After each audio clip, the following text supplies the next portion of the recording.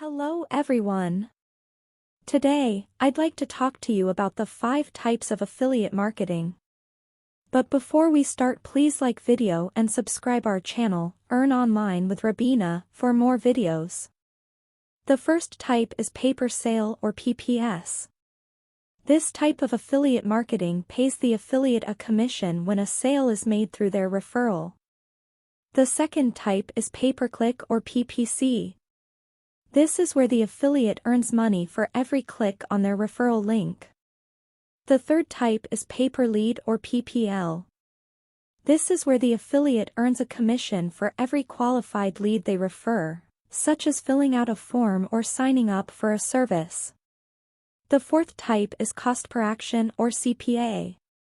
This is where the affiliate earns a commission for a specific action taken, such as filling out a form or signing up for a service. And finally, the fifth type is cost per impression or CPI. This is where the affiliate earns money for every impression or view of an advertisement. So these are the 5 types of affiliate marketing, each with its own set of benefits and challenges. Understanding these types will help you choose the right program and maximize your earnings. Thank you for watching.